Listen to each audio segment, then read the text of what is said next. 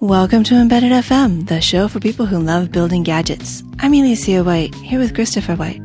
This week we have Natalie Silvanovich. We're going to talk about electronic pets. Hi, Natalie. Thanks for joining us today. Hi. Could you tell us a bit about yourself? So I'm Natalie Silvanovich, and I really enjoy hacking children's toys, especially Tamagotchis. I've done a few projects related to that, so I'm hoping to talk a bit about them today. Well, I have to admit, I sort of missed the Tamagotchi craze. I mean, I knew what they were, but for people who don't, we do have listeners outside the US, and I'm sure in Japan they all know, but what is a Tamagotchi? Sure thing. Actually, it's a good thing to go through because they've actually changed a lot. You might remember in the 1990s when I was maybe 9 or 10 years old, they were the first really electronic toy for kids. They had a screen and buttons, and they would have a picture of a pet on them, and then you could feed it, you could play with it, you can clean up after it even, and that was all the functionality. And they died if you didn't take care of them, right? Yes. They're a little bit ambiguous on that subject. You know, sometimes they die, sometimes they run away. They don't want to traumatize children too much. But yeah, it's basically like a game. And if you don't play the game well, you die or you don't get to play anymore, at least. Sometimes they go back to the farm. Yeah, that sort of thing. I had a dog that did that. But anyhow, they've evolved a lot, especially recently. So the first one I looked at was called the Tamatown Tamago, and it was still black and white, but had a lot of other features in it. For example, your Tamagotchi would grow up, get a job, get married, have kids, buy appliances, that sort of thing. Buy appliances. Would it support you in your retirement? No, not really. They're still just as needy as they used to be. And they also had this great feature. You could basically buy what they called figures, which were kind of expansion packs where you could put them on and you could play different games with your Tamagotchi, get different items, that sort of thing. And even more recently, I've been working with some cooler Tamagotchis. There is the Tamagotchi Friends, which has NFC on it, except it's not true NFC, it's actually RFID. And if you tap them together, though, you can send text messages, they can play with each other, that sort of thing. And then I also got a Japanese version, which is full NFC. So what you can do with it, it's called the Tamagotchi for You, is you can get your phone and even buy items using the app on your phone and then flash them to your Tamagotchi. So it's a 32-bit ARM Tamagotchi, and it's just over the top with features. Apps and everything. But so one of the things I saw from looking at some of your presentations is they can have babies. Yes, they can. And one reason to hack them was to RFID impregnate everybody else's? I heard that. It was not my idea. It was actually maybe 10 years ago now. Someone in Make magazine, they had an article about hacking Tamagotchis, and then one of the comments was, I want to make it so my laptop can impregnate all the kids' Tamagotchis and then just walk around with it. I actually don't think that's possible because to save batteries, all the interactions between Tamagotchis have to be initiated by the user. You know, it's not just listening for radio all the time. You have to actually start it to turn that part of the circuit on. So you can realistically do that, but you can definitely expand like the range of possibilities. For example, you can make like 2 guy Tamagotchis have a baby if you hack it. Meanwhile, in real life, with real Tamagotchis, it would prevent that. Also, you don't have to wait usually you have to wait until your Tamagotchi is an adult for it to have a baby. But if you hack it, you can just any Tamagotchi can have a baby with any Tamagotchi. So can you practice Tamagotchi eugenics? Well, it's funny. That was one of my goals. Maybe eugenics is a strong word, but I wanted to be able to, like any other video game, the better you play, the better character you get. If you take perfect care of it, you get a really beautiful one. And if you don't take good care of it, you get a whiny one. So I wanted to figure out how to get the best Tamagotchi. But I found out that basically who their parents are is a very, very small factor compared to how you take care of them. So yeah, it's all about nurture over nature, and you can't breed a Tamagotchi that's beautiful and not whiny. Exactly.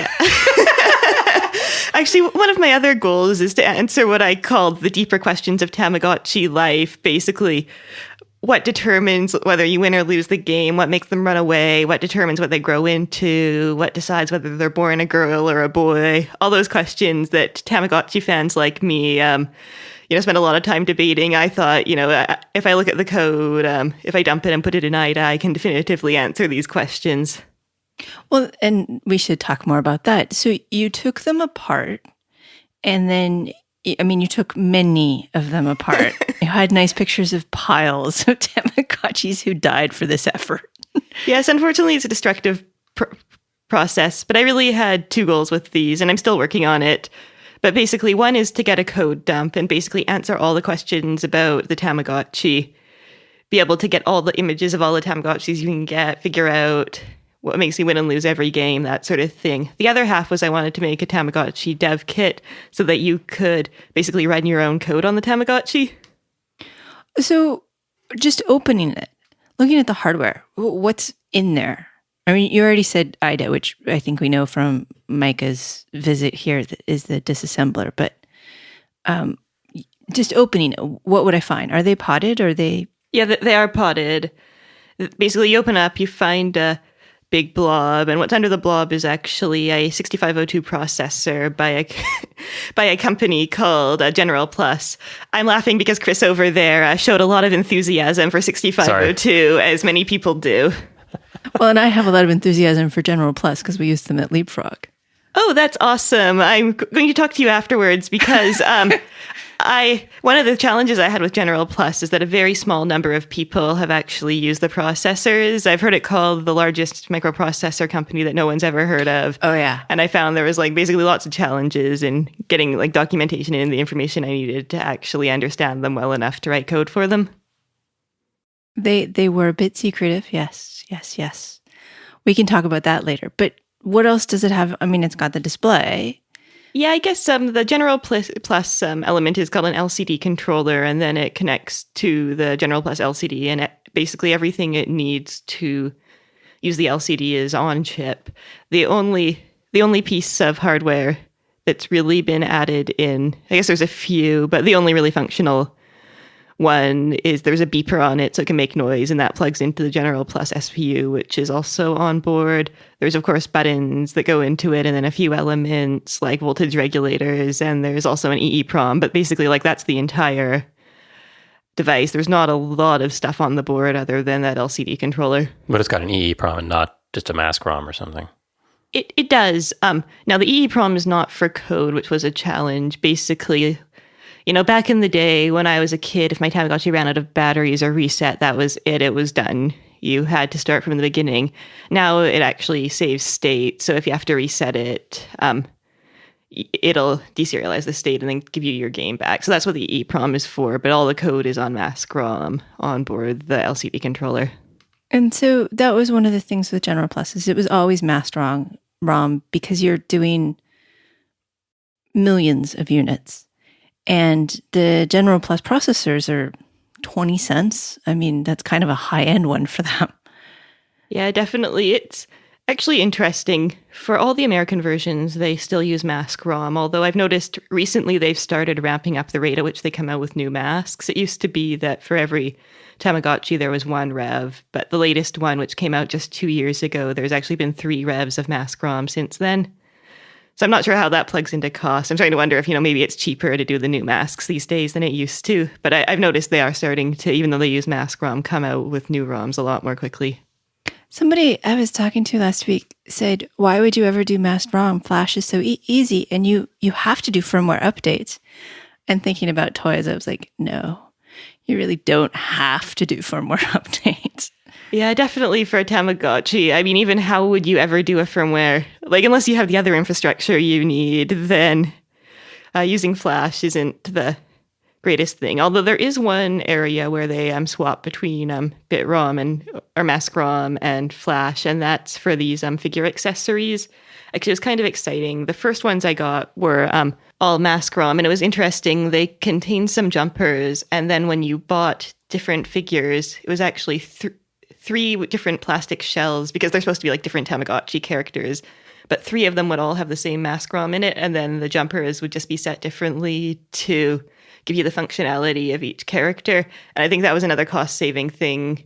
You're better off getting a big mask ROM and have it made lots of times and then just disable the parts you don't need versus having a different one for every figure. But then they came out with some higher end figures, which were like hand painted in a smaller run, and they all had Flash in it, I'm assuming because it was cheaper. But what was also nice about that is that made them programmable. So when I did my Tamagotchi dev kit, it's based on those figures that are programmable, because then you can basically program them directly and put them on top of the Tamagotchi. Okay, so you opened the Tamagotchi, you looked at what's inside. You determined that you couldn't actually read out the general plus code? I did eventually. That was quite a challenge. It took me a while to figure out how to do it. What I ended up doing is these figures, as I mentioned, you can reprogram them. And I found basically a vulnerability in how it processed the stuff on the figure. So if you reprogrammed it for certain games, it'll jump into a jump table to go to some code in the ROM of the Tamagotchi, but it didn't check the bounds on that. So if you put in a really high number, it would jump somewhere outside of the table, which was actually an instruction. And I ended up finding somewhere it jumped that it would actually jump into the LCD RAM. So the way my dev kit actually works is you put the figure on, it fills up the LCD with shell code, and then uses this bug to jump to it. And then it starts executing out of the LCD RAM, which will then jump into the regular RAM. It's like a string copy overflow. I mean, it's just sort of exactly how you hack things. I know, it was funny to find. What was different here is one of the challenges of it is you have no debug output. So, like, the way I found this was basically I tried changing random values in these figure ROMs, which was actually 2 minutes per trial. So it was not a fast process. But there were only 255 different values of this one that had the weird behavior. So I, tried different values, and I eventually found one that was behaving inconsistently enough. I thought it might be executing random stuff, and then kept working with that one so that I could get it to the first bug I tried actually executed code very, very inconsistently, but it was enough that I could use that to basically dump the code out of the buttons. I attached wires to the buttons and then had it use SPI to tell me what the code was. And once I dumped the code, I could find a better bug that I could use to execute code all the time. So you jumped to something that basically read out the ROM image. Yeah. And then that's when you started to use the disassembler, the IDA program? Yeah. I mean, it was a little bit different than that. You can actually execute code out of RAM in a Tamagotchi, so I just jumped to code that I'd written in RAM, but same concept. And then that code, just dumped the code so that I had a copy of it. So you put the code out the buttons, like you made those outputs and... Yeah, I mean, they're inputs, but you just have to set a different register for them to be outputs. And then I just used SPI to dump the code out. And read it with something else? Yeah, I read it with a Soleil logic analyzer. Aren't those wonderful? Oh, yeah, they're my favorite thing. There were 2 tools I really used for the Tamagotchi stuff. One was an Arduino board, which I basically just used when I needed to jiggle pins for whatever reason, and I used the Soleil logic analyzer, and that was basically all I needed to get this done. Well, but you had to read out a couple of K of code. You didn't hand parse all of that and write it down, did you? No, the Soleil logic analyzer, if you use SPI, it can actually export it as bytes, and then I use that feature to get it all. And we've seen that I only use the protocol analyzer when I'm actually staring at it. So, all right, you can download bytes. Yay, good to know. So, why? I mean, really, this is very cool. Why? This is definitely my frequently asked question. Why not? Don't worry. Basically, yes. As you might have guessed, I'm a bit of an enthusiast of the Tamagotchi, and as a kid, I always wondered how it worked. Me and a friend, the girl next door, we would get graph paper and draw the pixels and try and figure out, how often does it walk across the screen? Is there a pattern to the motion? And then one day I realized I'm an adult and I can actually figure this stuff out unequivocally. Were you an engineer? What is your background, actually? Yeah, I guess I was an engineer when I did this. I studied electrical engineering at UBC, and then my first job was at BlackBerry on their security team. And that's when I started doing this project. So I had some experience hacking mobile devices, but not so much hardware. So this is really my first foray into hardware hacking. And did you at any point think this is going to become big such that I would talk about it a lot at mini conferences? Absolutely not. Actually, even the first conference I did, I was surprised that anyone was interested. And which one was that? I was CCC. That was a pretty popular talk. I saw it on YouTube, I think. You know, I was surprised by the enthusiasm I got. Also, at that point, I was stuck. So one of the reasons I did the talk was to kind of ask for help and see who contacted me. And I was actually overwhelmed by the number of responses I got.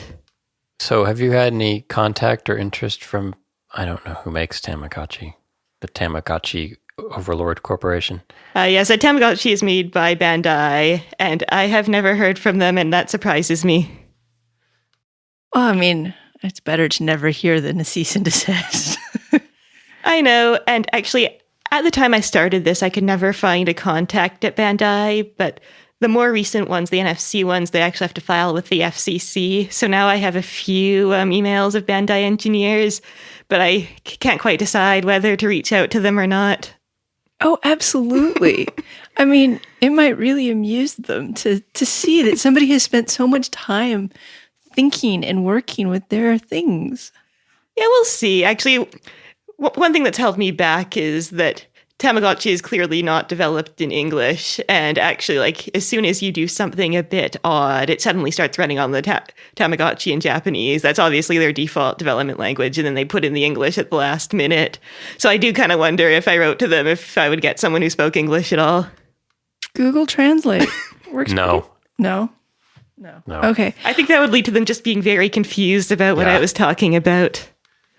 Are there any Easter eggs in the code or things that surprised you, having used it for a while, things you didn't know about or expect?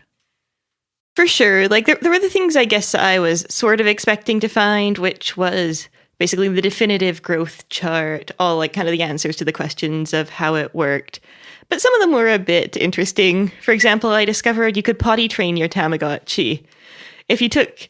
Basically, the way the modern ones work is when your Tamagotchi needs to go to the potty, it starts doing the potty dance.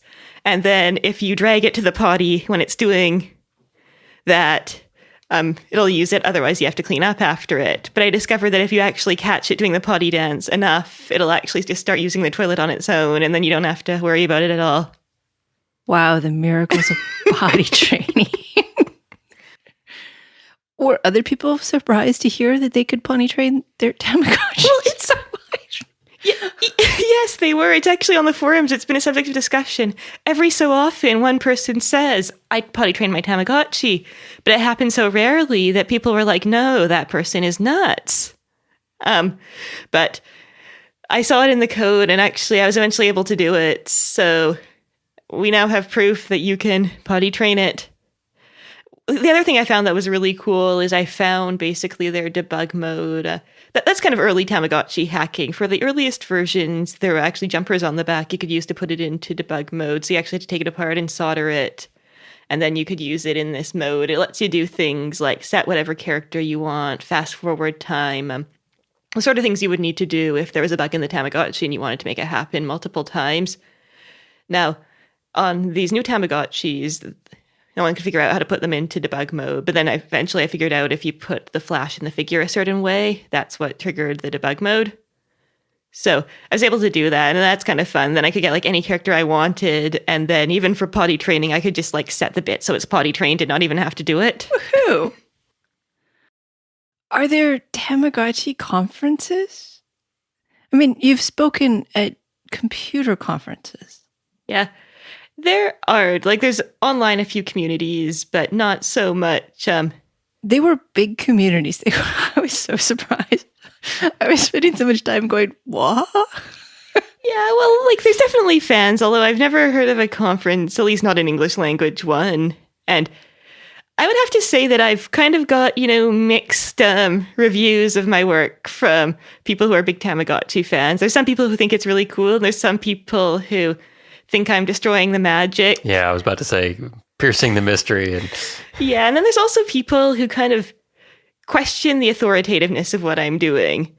Like, before, the way you got all your information about a Tamagotchi was that you would observe what it did, and there was always disagreements, but the disagreements always ended in, well, my Tamagotchi might have done this, your Tamagotchi might have done that, and, who knows what you saw. So when I come in and say, like, no, there is actually a definitive way you can figure out exactly what it will and will not do, and that's, like, the final answer, a lot of people are kind of taken aback by that and kind of don't trust that there can be that type of answer for something that's been, like, a shrouded in mystery for so long. Did you feel like one of those doctors who used to practice on cadavers before it was legal and it was all a shady underpinning of British or society, Italian society? Funnily enough, I get asked that a lot too. Sometimes, but I'd say mostly I consider it a technical problem. Actually, compared to some fans I've met, I don't really think my Tamagotchis are alive. Are people totally appalled by the idea of taking apart what is their pet? I mean, if you tried to take apart my beagle, I would be pretty irate. Oh, definitely there are, especially like there's little kids on this forum, and some of them are still at the age where they do think it's real, and then, this 8-year-old's like, oh, I love my Tamas so much, I would never hurt him. And actually, one of the funniest emails I got was from this 11-year-old Russian hacker who was like, oh, I'm a fan of your work. I want to hack my Furby. Can you help me with it? And then I'm like, sure. And then he gets back to me and he's like, I'm sorry, I can't hack my Furby because I asked it and it said no. It didn't give consent. Yeah. I thought it was adorable because this kid was obviously still at an age where he truly thought his Furby was real. Wow. Have there been other toys you've hacked? Mostly the Tamagotchis. I've strayed a little bit into other virtual pets, like nano pets, some generic ones. I've done nothing quite as in-depth, but I do enjoy just taking them apart and looking at how the circuit boards differ. The Tamagotchi was actually very well made, and some of the 90s ones were definitely like not that level. Like one thing that blew my mind is I actually ordered a nano pet because that was my favorite type when I was a kid, and then it didn't work. So I'm like, well, I might as well take it apart. And I discovered, there was a huge solder bridge on it, and then it was a one-sided PCB, and they had at some point drilled 2 holes through it and then put a wire bridge on the back and then put it back through and then put masking tape on the wire bridge to prevent it from like rubbing against the other components. I'm telling you, toy engineering is all about the pennies. Masking tape is cheap. Absolutely. And I suspect, it might have just been cheap, or it could have been, it's like, well, we've made all these boards. We can either throw them away or we can put a piece of masking tape on them. I would have used Kapton tape, but then in the factory, they would have changed it to masking tape. Yeah, no, it made me sad, though, because this type of pet I really enjoyed. They're just not going to survive at all because of the way they were engineered. It's, I guess, I hate to say, maybe like 15 years now, maybe more. And yeah, there's like no way they're going to survive like another 10 years. Oh, the longevity of our electronic pets. That's just sad. That's not a word. Longevity. Longevity? That's the word. Thank you. Whatever. We're not cutting that because Christopher finds it amusing when I can't figure out the words. I remember in college, a woman from Mattel came and to our engineering club and gave this talk that I don't remember anything about the talk except that she brought a Barbie doll and an X-Acto knife. And we looked at Barbie's skeleton, and I was, from that point, fascinated by the thought and engineering that goes into toys, not just the cheapness part, which is sort of fascinating that you can do buttons for that cheap. But there's a reason why the knees click. it made me, I mean, I was already in engineering school, but it made me want to do more with mechanical and electrical and less with software. Did the Tamagotchi draw you into your electrical engineering field, or was it just unrelated? This was something I did, I guess, after I had decided to pursue that field. Well, but you played with them before. Oh, yeah. I understand hacking came later, but... Yeah, I guess so. That's true. I've never really thought of it that way, but definitely my enthusiasm for electronics, probably including Tamagotchis, was one of the things that got me into it for sure. What else drew you into engineering?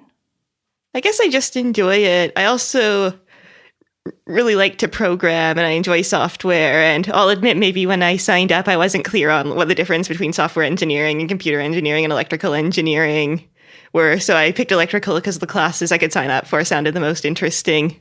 But yeah, I'd say I really enjoy learning about software and just making things work. There's like nothing more rewarding when is it a board or a piece of software and you start from nothing and it actually works. And now Tamagotchi hacking definitely is not your full-time job, right? No, I wish it was maybe, but I'm actually on a team called Project Zero at Google, and we're focused on the software that has the most users with regards to security, and we try to find bugs that we think attackers might be using and get them fixed. You recently wrote a blog post about a Flash bug, which, I mean, I keep hearing Flash is just so ridiculously insecure, but you have one that's incredibly reliable, that it's easy to reproduce. Can you tell us? Yes. Yeah, that was some interesting research to do. Basically, since I joined Project Zero, I've been focused on Flash. I've found a fair number of bugs in it, but this particular bug I thought was special in that I thought it could be exploited very reliably. Most exploitation methods used in Flash, they're fairly reliable, but they don't reach the 100% reliable. But the nature of this bug, it was type confusion, and you could basically use integers and floats to overwrite pointers. And I thought the nature of that made it so that you could basically exploit it much more reliably than most bugs. Is it weird being known as the Tamagotchi person in security circles? Yeah, I definitely get some interesting comments. How do these things go together? I mean, they're both reverse engineering and looking, I mean, what skills are the same and what skills are just not transferable? That's an interesting question. And I find it sometimes, I probably talk about my Tamagotchi hobby way too much, often to people who do like real hardware security and real software security. And I'd say it's the same concepts. Definitely working in security like made me believe I could do it. Probably if you'd asked me a few years earlier if I could take the device and get all the code out of it, I would have been like, no way. But after working in security and realizing that most things do have problems you can take advantage of, I was a lot more confident. But what I ended up dealing with was the big differences between the high-end and the low-end devices. And I mostly worked in the mobile space. So that tends to be, ARM processors that are like fairly high-end as far as processors go. They have a lot of security features, that sort of thing.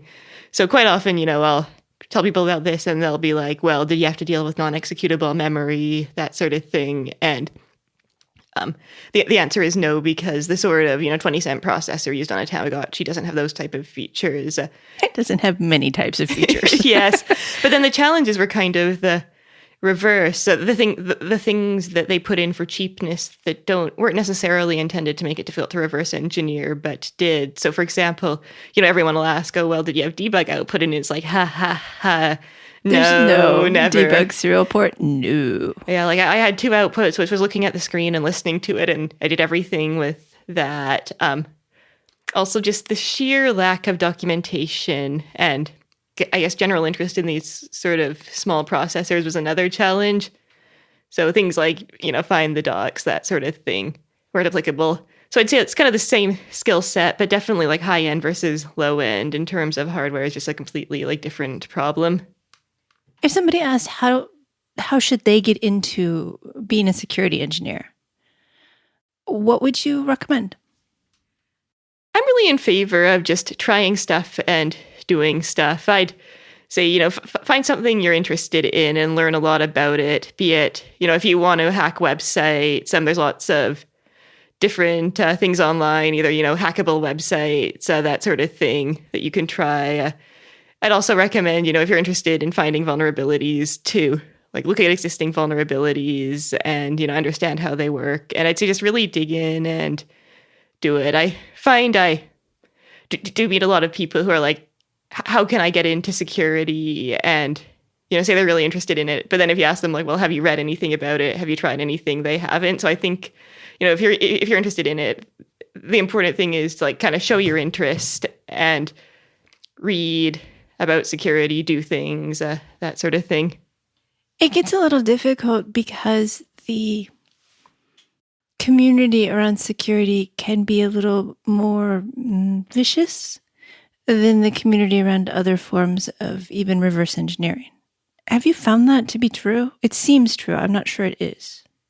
Yeah, it's maybe a little bit. And I'd say I felt that a little bit when I was getting into it, that it definitely there are people who, might make fun of you if you don't know stuff. That said, I'd say in the last few years, it's really improved a lot in that regard. I know recently, say at DEF CON, there's been a lot of, beginners classes people can take and go to. And it never used to be like that. But I think there's a lot more people who are focused in getting into the community. The other thing is that, at least the way I started, I started off maybe not by necessarily trying to engage in the community right away, but just, by reading a few interesting papers every week, that sort of thing.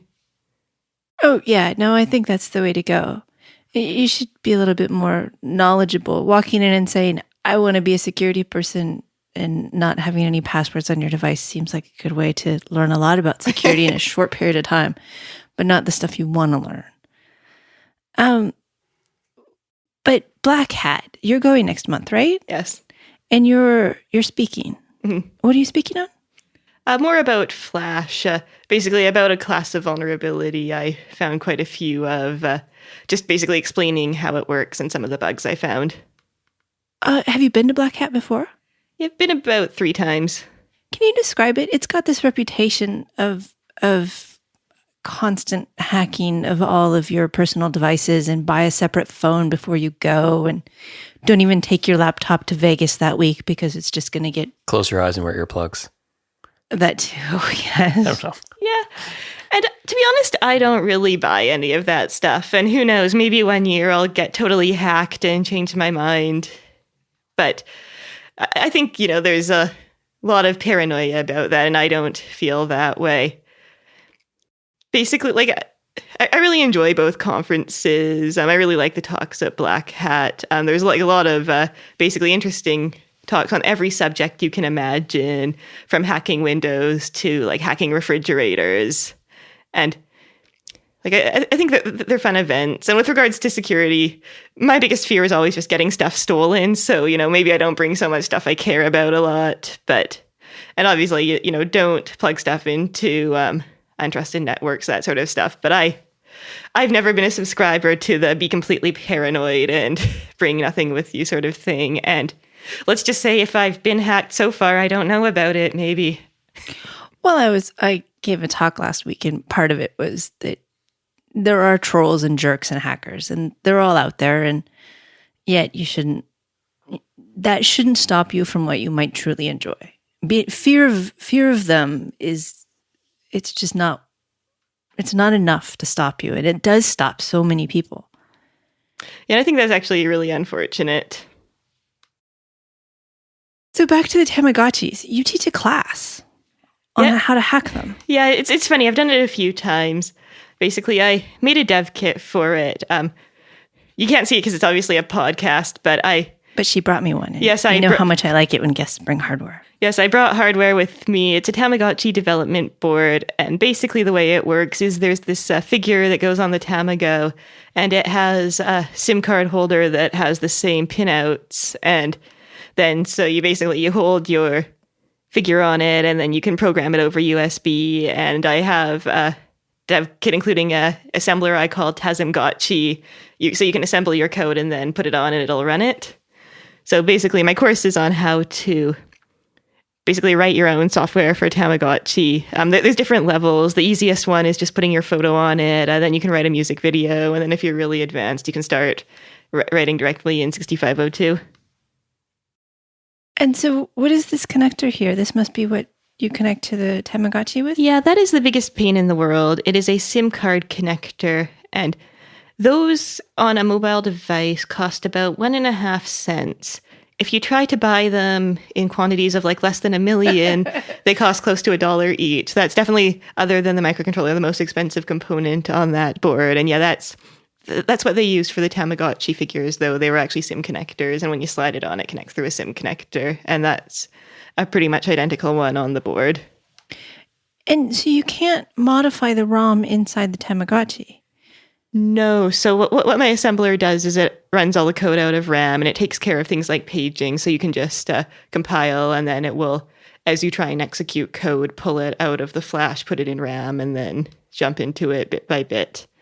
So not exactly for performance programming, but if you want to run large amounts of code, it'll kind of put it slowly into RAM as it executes, and then put it back into flash. And so this RAM dance happens with the help of this Atmega? Yeah, that's just for programming. Basically, it's just a flash programmer. And yeah, you just send it over USB. And then I felt like I had to draw tons of Tamagotchis on the board. It also has some other kind of features for the future, which is these IR components. And I put those on because a lot of Tamagotchis, especially early ones, support IR for communicating with each other. And I've never actually hacked the Tamagotchi IR, but if I ever do, I want the boards to be prepared. Why did you decide to make a separate board? Because you wanted to teach these classes, or was there another impetus? Basically, it was to teach the classes. The way I did it is I took the head of the Tamagotchi with the connector and then connected wires to it to an Arduino. But that wasn't scalable to be able to do the class with cutting like half then you'd need 1.5 Tamagotchis per participant, which would make it more expensive. So I ended up making these boards. They are basically equivalent to the Arduino LilyPad USB, and the only difference is they have the SIM connector on them. And they were $10 each to make, which is cheaper than cannibalizing a Tamagotchi. So that's why I went in that direction. So you've reverse engineered these things, and you've had a good look at their code. I'm curious what their code looks like from a software engineering standpoint. Does it look like something well designed? I mean, does it have are you aware of the structure of how it handles events and how they structured things, or is it? I mean, they did the best they could do considering the microcontroller. The only thing I find a bit odd about it, and I guess that, like, on one hand I don't like it, on the other hand I can't think of how I'd do it better. But basically, it's actually bizarrely similar to how a Nintendo works with the 6502, except the way paging works, it only half pages. So basically, the bottom half of the address space is always the same. It's always page 1, and then there's the top half of the address space, and then there's a register you change, and that page is a different memory in ROM. We talked about this yesterday on a totally different processor. Yes. Yeah, well, 6502 does this a lot, but I'm sure other ones do too. Basically, the memory space isn't large enough for the ROM, so it has to do paging. So basically, this the Tamagotchi is full of like jump table after jump table after jump table. Basically, whenever it needs to change a page, or even if it doesn't, it'll basically go from jump table to jump table. And I think that makes it easier because you might be coming from somewhere that's a different page, that sort of thing. But it does make the code fairly difficult to follow because, right, it's basically like and strings going everywhere. Yeah, and within the code, it's like there's half of it's jump tables and like half of it's code, and even figuring out which is which can be a bit of a pain. So this is something they probably wrote in assembly directly? Yeah, it's possible. Like, I know General Plus does have a C compiler, but I'd be surprised based on what I'm seeing whether I don't think they had one then. Oh no, not in 96 or even in 2000. Yeah, sorry if I wasn't clear. I've actually only been looking at modern Tamagotchis. Oh, okay. So the earliest one I looked at was in 2010. Okay, sorry. Well, then they might have C compilers. I don't know. Have you considered making a whole Tamagotchi yourself that is more easily hackable? People ask me about that all the time, and I'd say that's kind of not what interests me. I like the reverse engineering, the taking apart aspect. It's, I didn't do this because I wanted a device I had more control over, really. So, changing subjects, you also created the hardware excuse generator. Can you tell us about that? Yeah, that was really fun. Basically, I find I have this problem when working with hardware, and many people do as well, where something doesn't work exactly as you expected and you don't know why. And, sometimes you'll say stuff like, oh, it's crosstalk, I think it's because these two lines are too close to each other. Ground loops. It's always ground. Yeah, exactly. And when stuff breaks, I always say it was due to ESD, electrostatic discharge, even though I have no idea why my hardware broke. So I made this hardware excuse generator that just will generate your excuse, oh, there was crosstalk in C1 that led to spurious voltage in C2, whatever you can think of. And you're allowed to specify, what components you especially want to blame. And actually, I've had some fun with it. I'll be on IRC and then, people will be talking about it, and then I'll just generate something with it and, put it in. And, occasionally I'll fool people. Most people will be like, wait a sec, that makes absolutely no sense. But a few people have commented, oh, you almost got me. Okay, so I just type in the processor is stopping intermittently because of reasons. Yep. I think just reason. Because reason. I know you guys love listening to me type. Isn't that awesome? Listening to me type. The processor is stopping intermittently because reason. Wait, no, that was what I typed in. I didn't spell reason correctly. So I got the processor is stopping intermittently due to the SPI bus not being manufactured to specification. I think I've used that excuse. I've certainly heard many other people use the I2C bus instead, but it's a good excuse. Yeah, it's funny. I don't have anything about I2C in there. I think I need to update my database to include that too. So this is web-based. What's it written in? Python. Cool. Do you have I guess it's web-based, so I probably can look at the code somewhere in here. You can't look it in there. I'm trying to remember. I think I put on GitHub the excuse generator, so you can make excuse generators of your own. Yeah. It's probably worth saying my GitHub is Natashenka. It has all the Tamagotchi code as well as the excuse generator, if anyone's interested in checking it out. And the link will be in the show notes, of course.